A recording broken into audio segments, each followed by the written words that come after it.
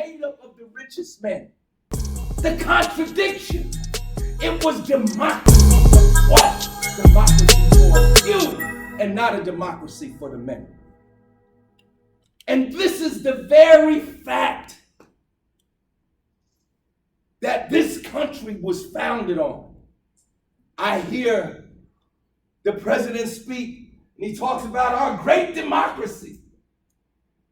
But the founding fathers' vision was not majority rule.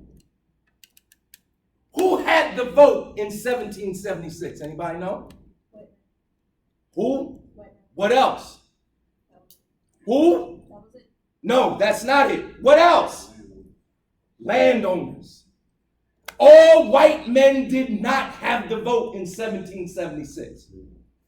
Only white male property holders had the vote. See, contradiction, understanding nuance. And that's one of the roles of an intellectual, is to understand nuance. Because it's in nuance and it's in contradiction that you find the true nature of a thing. The opposing forces within a thing. We call it a democracy, but it was what? It was only democracy for a few. And it was over the course of 100 years that the franchise was in fact extended to the other parts of the population. We have only been a true democracy for roughly about 60 years. Because black people did not have the right to vote until the passage of the Civil Rights Act of 1965. And the voting, the Civil Rights Act of 1964 and the Voting Rights Act of 1965. So let me move on because I only got 30 minutes. Take your time. Preach, black man. You are intellectuals. Your work as intellectuals is important. And it's difficult work. Why is it difficult? Because we live in an anti-intellectual society. As much as we tout education, and as many educational institutions as we have, we probably got more colleges than most nations on the face of the earth. We are in an anti-intellectual society. In fact, not only do we not really honor intellectual work, we degrade it. We make fun of people that are smart, eggheads, know-it-alls. But you have to overcome that and understand that the work you do as intellectuals is important. Debating is important.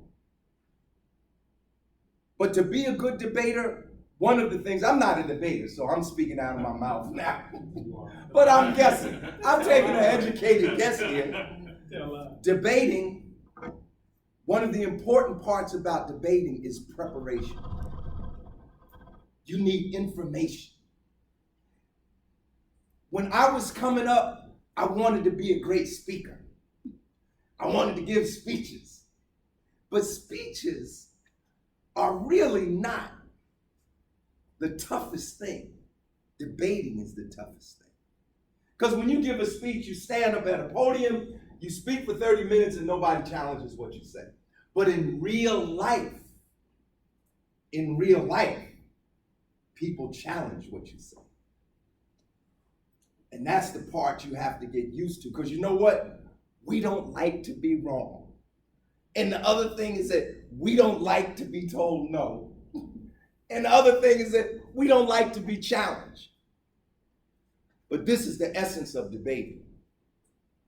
And if you want to be a real leader, you've got to be a good debater. Because in real leadership is not like a popularity contest. Real leadership is, Larry is the president, we love Larry, we're going to do whatever Larry says. No, that might happen for a day. But in a week, that's over. No, people are going to challenge you. And you must be skilled enough and adroit enough and smart enough and articulate enough to be able to stand and defend your ideas on the basis of the merit of those ideas. And the merit of those ideas is found in the research that you do to prepare yourself. A lot of us don't like to read, but you got to read. In fact, you have more tools at your disposal now than we could ever have imagined when I was a student at Arts High School in 1971. Like, you all don't even know what it is to go down into the book stacks, do you, of a library? No, you don't have to. And I'm not going to tell you you have to. No, you don't have to. All you got to do is take out your phone and look stuff up. I spoke today about Plato. You don't even have to go get a book on Plato. You can go on YouTube and get somebody's lecture on Plato and end up knowing more than anybody else in this room about Plato tomorrow. Now, am I saying you don't have to read? No, I'm not saying you don't have to read. I push read, but I'm saying that you have tools now that can deliver the information to you in seconds.